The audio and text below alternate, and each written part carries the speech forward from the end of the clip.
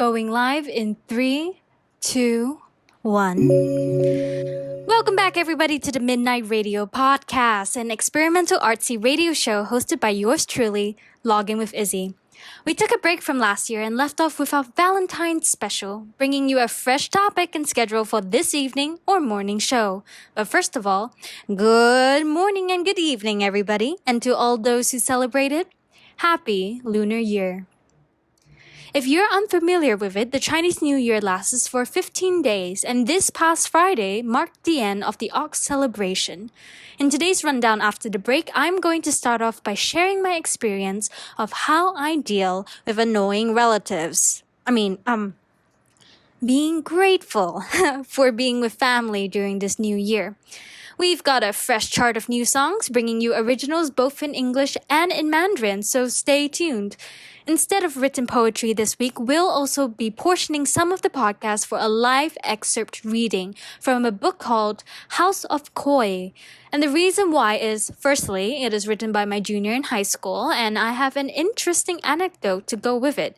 But it also illustrates the theme of family and cultural alienation per se, giving you an insight to Asian families and how the estrangement of one's identity to a generational culture sometimes creates loneliness. To introduce this first chosen song original, a little bird told me that London is seeing the first break of spring, as many people are wandering out for picnics, especially on Primrose Hill. Contradict me if you will, I know some of you are still experiencing frosty snow, but no worries, cause spring is just around the corner. Thus, this first song is called Flowers, and it is to reminisce the changing of the seasons as well as a memoriam of the recent Valentines. Here is Flowers by Hana, Irene.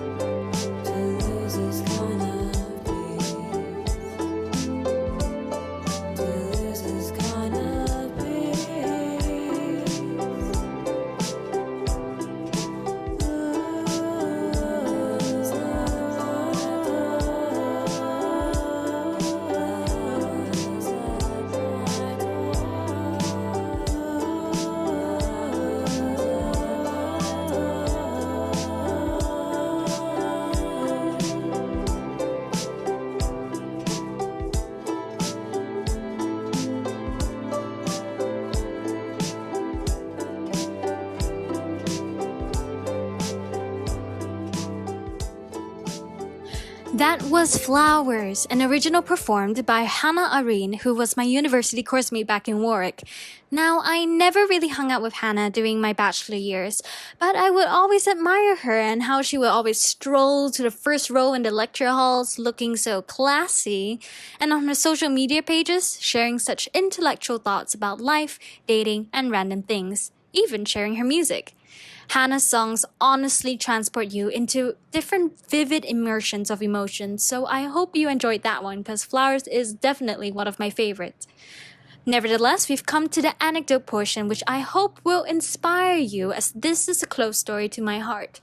You see, during Chinese New Year or any family reunions, I always dislike being around family. Alright, hear me out. If you've never lived or grew up in an Asian household, you might not be used to the explicit insults we hear every reunion. For example, "Wow, Yzzy, you look so shiny. Never wash your face, ah. Got so many pimples." Or, "Hiya, Yzzy, why you eat so much? Dress cannot wear already. Hiya, see your cousin, so white and pale. You spend a lot of time under the sun, ah. Why so hey?" Or, the favorite, "Ha, when are you gonna get a boyfriend, ah?" Or, "What job are you doing?" There's this constant battle of face through generational drama, which, if you're used to it, well, you might tell me to, deal with it. Stop being so soft-hearted. Can't you handle these criticisms? Why are you so butthurt? But although I do feel numb to it, and I mean, I have gone through this for 2 decades already, but if you grew up not being able to speak Mandarin that well and being constantly tormented by relatives each year, it leaves a scar. It leaves a permanent scar for you to associate that Chinese New Year equals insecurities, and thus you start hating family reunions in Chinese New Year. So, I looked at TikTok recently, and a bunch of Asians actually tackled these problems humorously. So, for example, one dude came up with funny retorts, such as if somebody asked you, "Ah, boy, so old already. Why can you never find a job?" He humorously replies, "Hey, hello, auntie. You so old already. You don't feel like you want to rest, ah? Go kai to heaven, ah." I mean, it's terrible, but it's hilarious. Okay, actually, no, that's really not okay. But some of you guys have crazy big families, and I mean crazy. I don't know what kind of generation thing is going on, but some of you have parents with like 15 siblings on each side, populating this earth with distant cousins, second remove, yada yada yada. Not me. I have a very small, intimate family, but I do have, the occasional my grandfather's brother's children, which is a lot.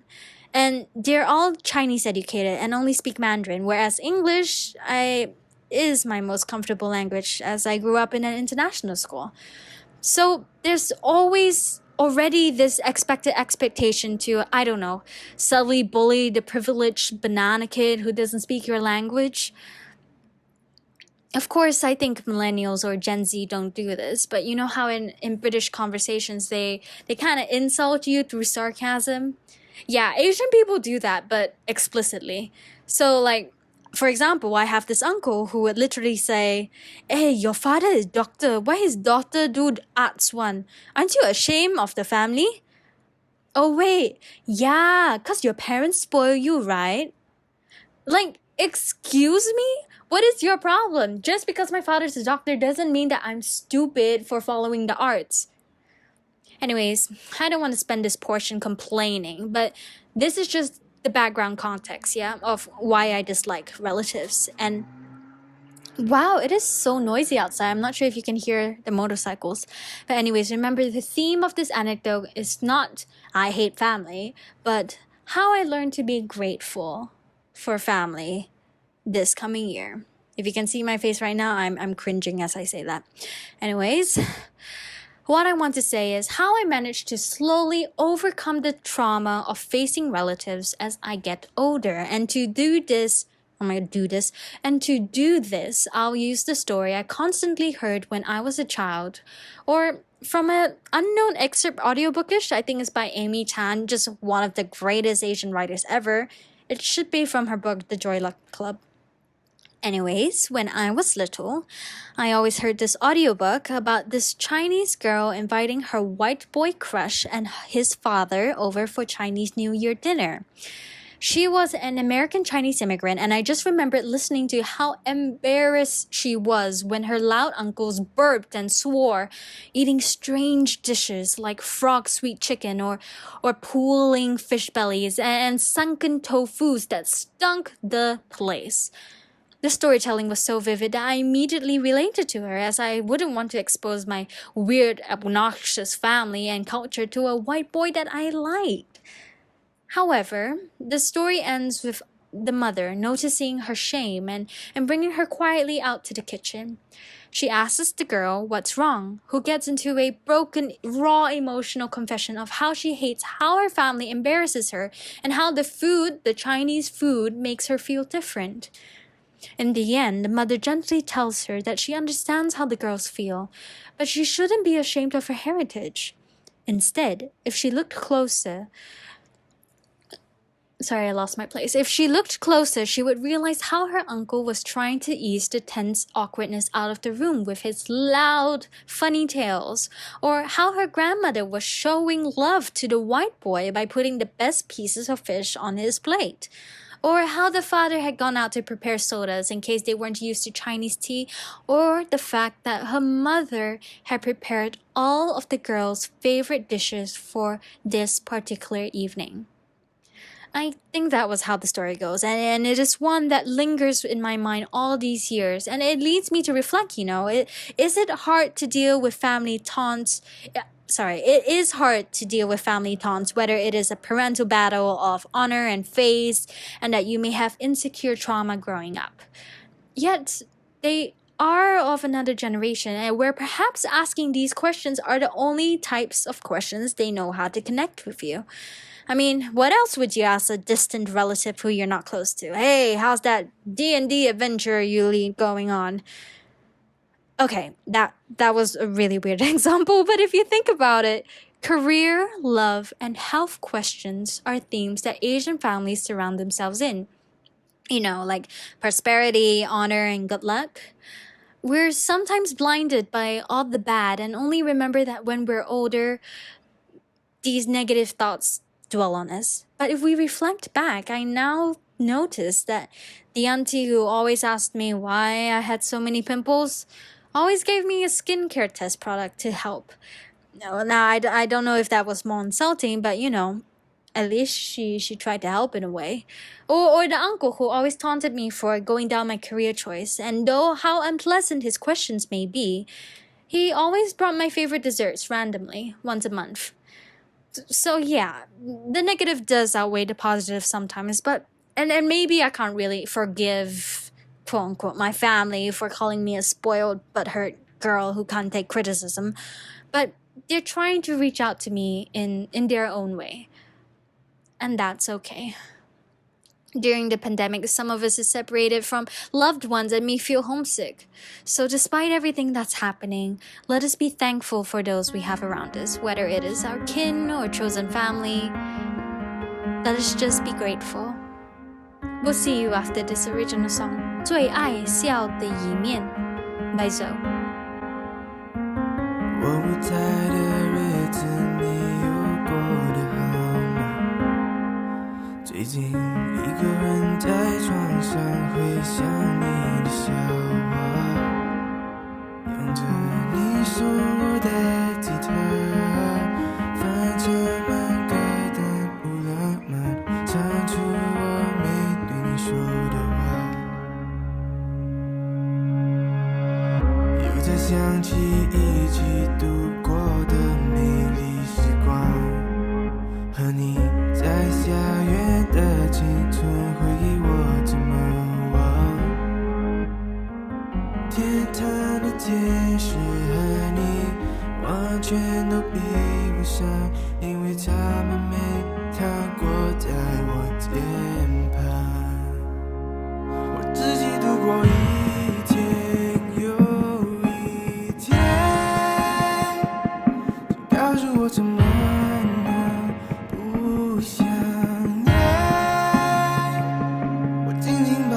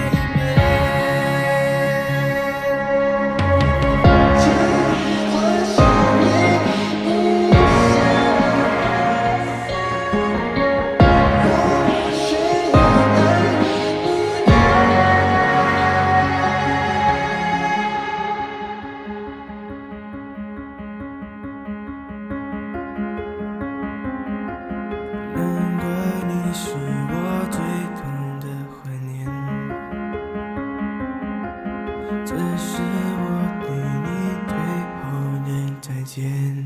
That was sung by Zoe, my junior at Warwick University, with his original single 最爱笑的一面, which roughly translate to my most favorite moments of laughter. Don't come at me. We now come to the artsy section of For the Radio podcast, where usually I will read aloud a chosen spoken word poem for the week. But instead, to celebrate today's topic, I will be reading an excerpt from The House of Koi by Lillian Lee. Lillian was what I thought was a shy, introverted wallflower who soon gained quiet strength in expressing her creativity. She was 1 year younger than me, the grade below me, and she joined the drama club, and we often shared a stage during Christmas specials. I believe she's graduating from the University of Boston in creative writing and thus has published her first book, House of Koi, depicting the journey of a girl named Mila, a young student who attends an American international school yet feels out of place in her hometown, Malaysia. This book is literally for all the bananas out there, including me.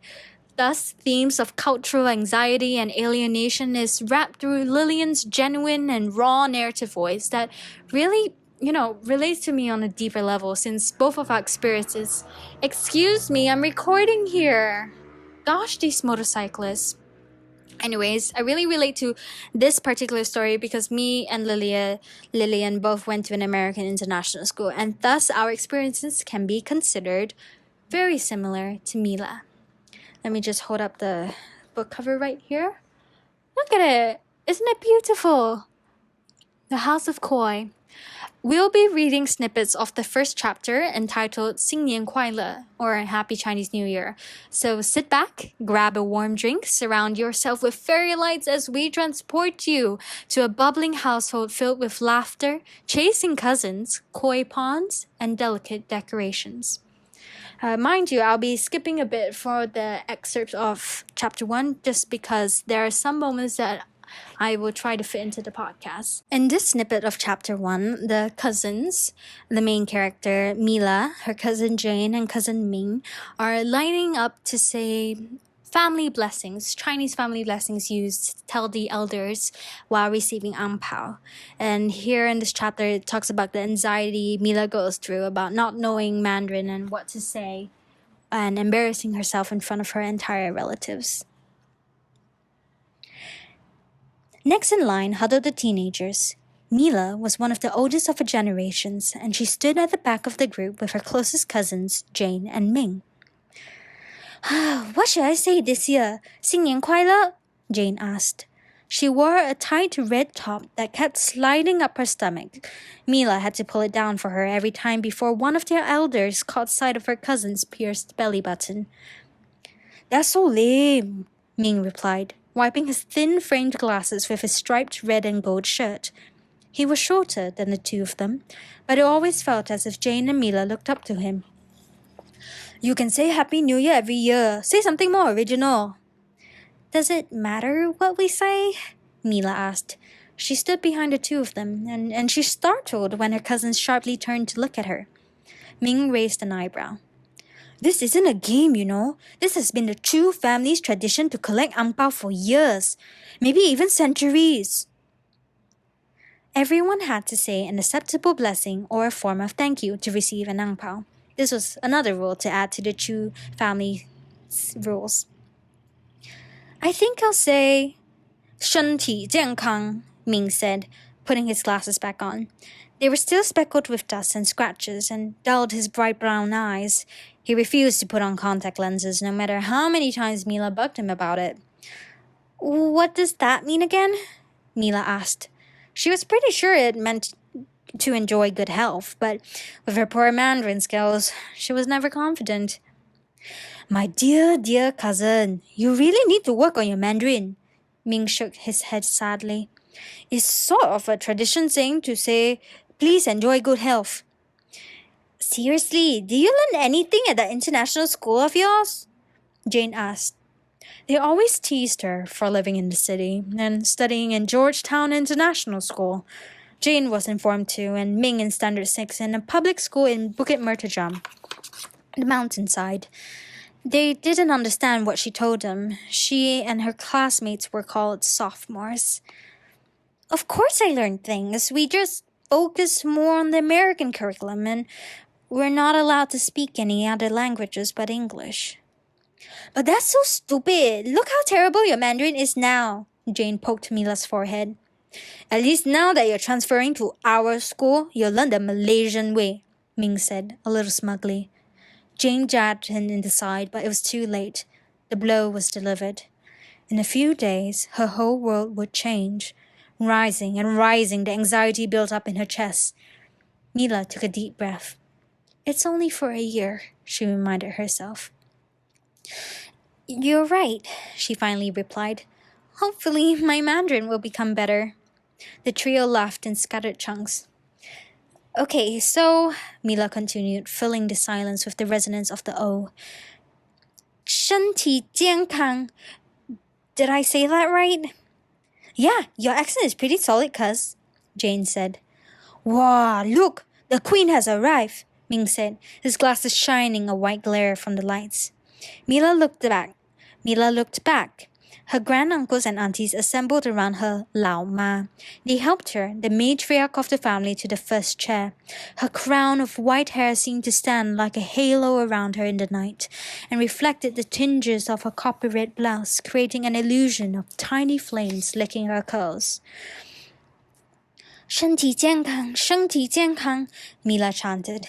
What if Ming was fooling with her and gave her the wrong translation? What if it meant something disrespectful? She was about to ask Jane when her cousin leaned down to their Lao Ma and said, 恭喜发财. Dang it! That was Mila's backup phrase. The second most lame and most traditional Chinese New Year saying, which meant wishing you health and prosperity.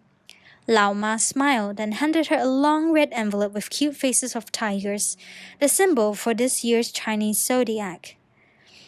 Mila pressed her palms together and inclined her head. What if she said the wrong thing and didn't receive any ang pao?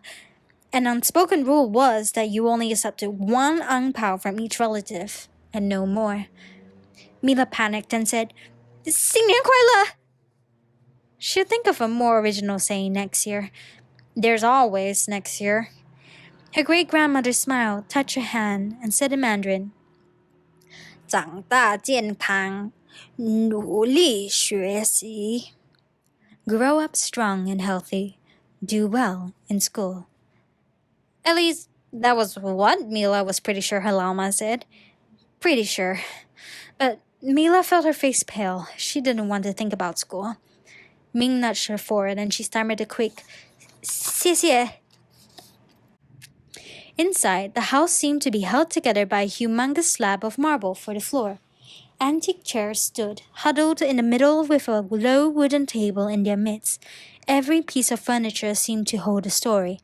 Mila's favorite chair had the carvings of a woman wearing long traditional dresses and running through weeping willows. Jaded crystals decorated their gowns and hair and seemed to be beating hearts of the furniture. A small table was set up on the side with a giant red plate in the center, holding shredded vegetables, salmon rolls, and crackers with soy sauce drenched through. Piles of chopsticks lay on the side, and Mila could already imagine the colorful, messy pile of the Yzzy sprinkled across the table. Except there wasn't possibly enough space for the entire family. Maybe she could go grab a pair of chopsticks now to get ready. Hey, Mila, you put on weight ah? They were making their way to the kitchen when they met Lao Ku. She put on her polite face, and where her lips tilted up a few degrees and her cheeks felt stiff. Jane looped her arm through Mila's. Auntie, Chinese New Year ma, supposed to get fat one, right?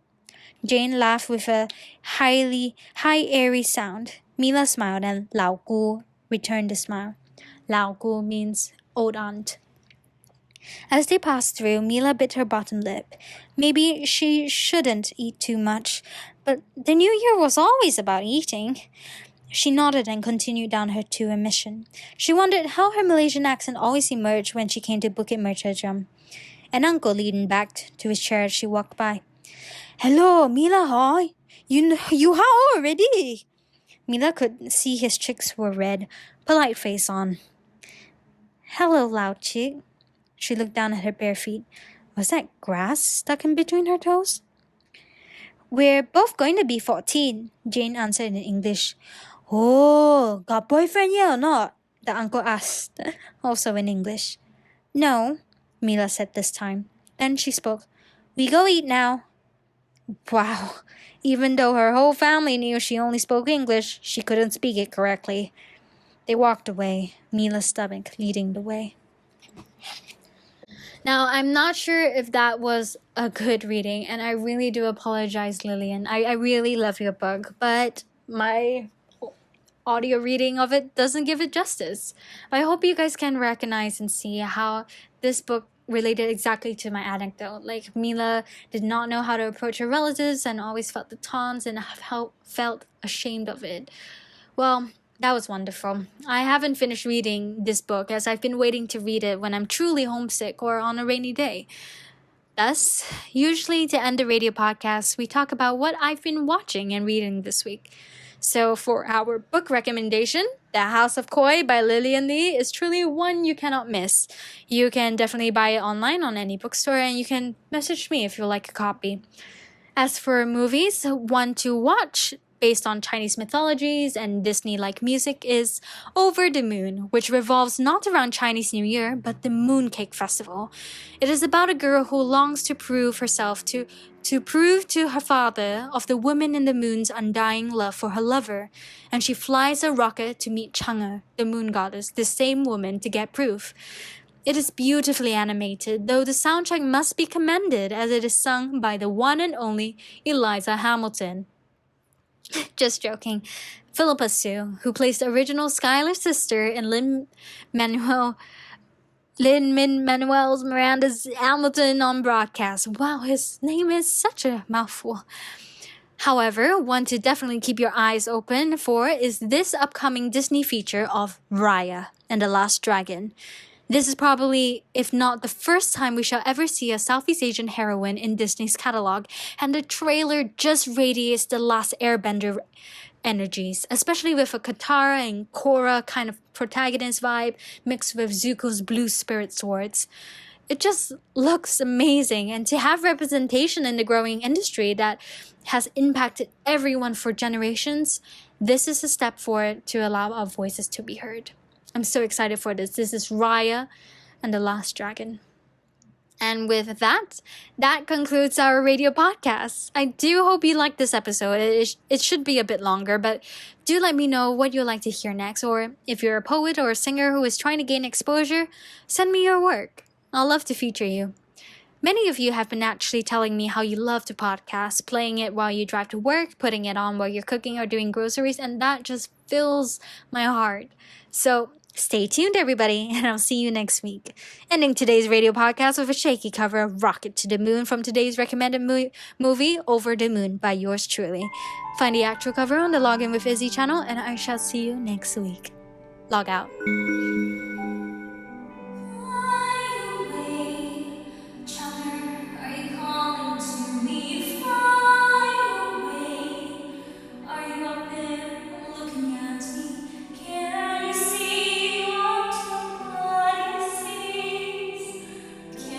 Hear my voice